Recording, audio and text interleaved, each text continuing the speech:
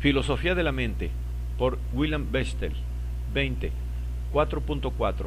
El enfoque de la teoría de la información. Puesto que los estados intencionales son estados que llevan información sobre otros estados, algunos filósofos han buscado explicar la intencionalidad, apelando a la teoría matemática de la información avanzada por Shannon y Weaver, 1949. La apelación a la teoría matemática de la información se ha rechazado a menudo sobre la base de que la teoría de la información se ocupa de la capacidad de los canales para transportar información y no de la información particular que transportan. Fred Dretske, 1981. Ver también 1983 y los comentarios siguientes. Fred Dretske ha argumentado, sin embargo, que hay una útil intuición en la teoría de la información que puede explotarse. Se trata de la idea de que un estado transporta información sobre otro justamente en el grado en que depende de acuerdo con leyes de ese otro estado. Dretske propuso que si hay una relación determinista y de acuerdo con leyes de manera que yo puedo inferir de la señal que ésta tuvo una causa particular, entonces la señal me da una información sobre la causa. La relación de acuerdo con leyes entre causa y señal da cuenta, mantiene él, de que la señal es sobre la causa. Entonces, ser sobre no es un rasgo único de los estados mentales, sino que se halla en todas las relaciones causales.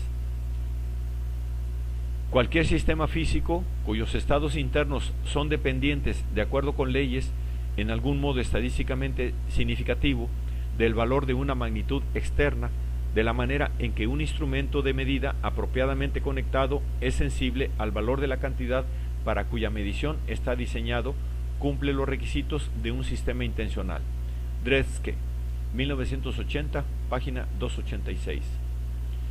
El desafío, como Dretske vio, no consiste en explicar cómo algo podría manifestar intencionalidad, sino explicar cómo algo podría exhibir el género correcto de intencionalidad para ser una mente.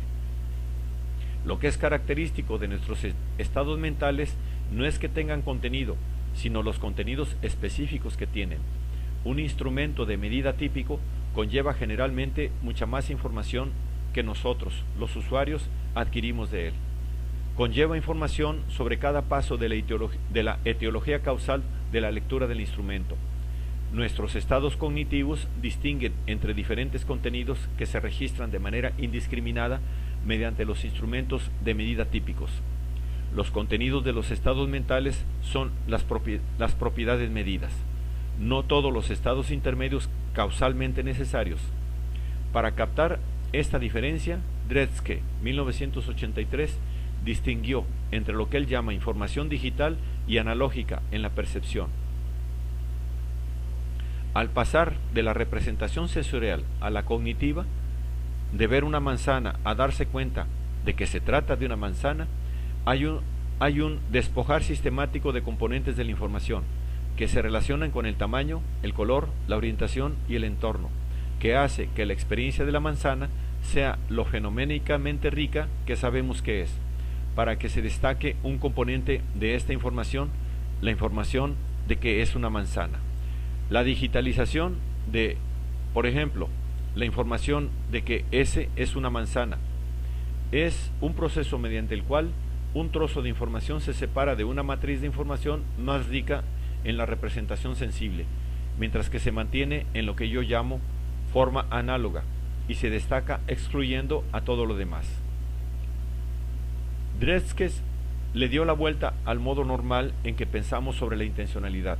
Su análisis causal hace que casi todo estado sea intencional y así, más bien que preguntar cómo algunos estados llegan a tener la característica única de la intencionalidad, la tarea de Dretske es explicar cómo algún estatus tiene intencionalidad concentrada y limitada. En su análisis, Dretske subrayó el lado relacional de la intencionalidad, y esto plantea la cuestión de si Dretske puede dar cuenta de los estados intencionales que no logran referirse a nada real.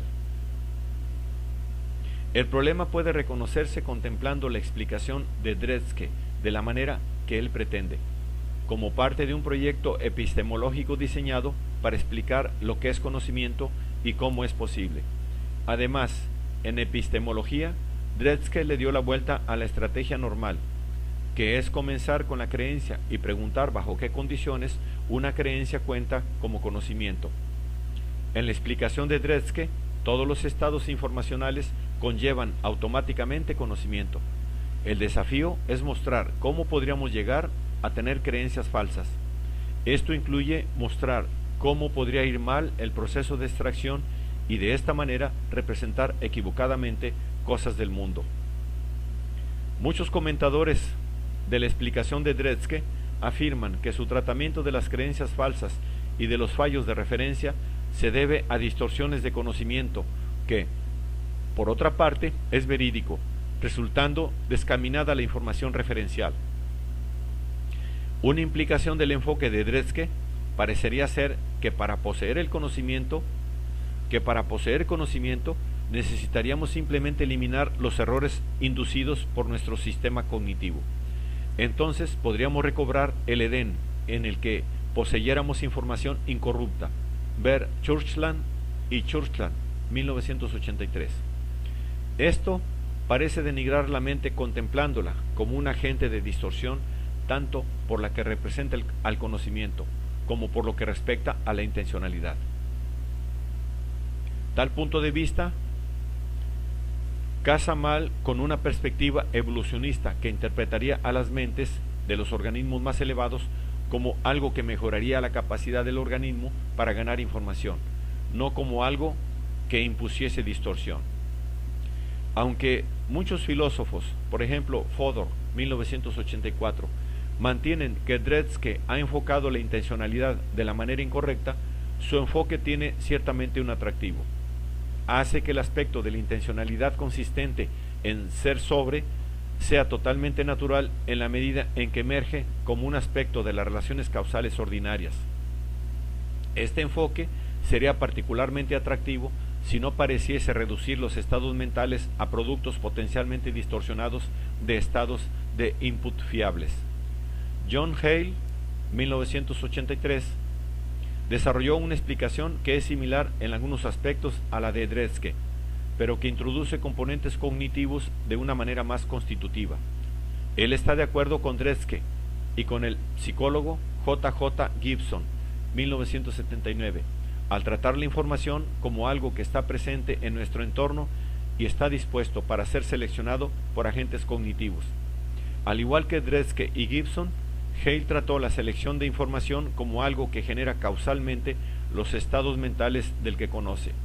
Sin embargo, se diferencia de ambos al caracterizar esos estados mentales de una manera neokantiana, capítulo 1, al mantener que los estados mentales surgen solamente una vez que la experiencia perceptiva se conceptualiza usando conceptos proporcionados por el agente. La posición, sin embargo, no es totalmente kantiana, desde el momento en que insiste en que el proceso de conceptualización no es inferencial, sino causal. Dado tanto el aparato perceptivo del que conoce como su armazón conceptual, la información del estímulo sensorial causa creencias en la persona. Así, Hale no está de acuerdo con Dretske cuando mantiene que la información del entorno no es intencional porque no está conceptualizada. Pero con todo, también para Hale, la información figura de manera central al explicar la intencionalidad de los estados mentales. Sirve para conectar estados de la gente con rasgos de un entorno. En la última parte de este capítulo discuto cómo un punto de vista relacionado por lo que respecta a las relaciones entre el organismo y el entorno puede figurar en un análisis de la intencionalidad.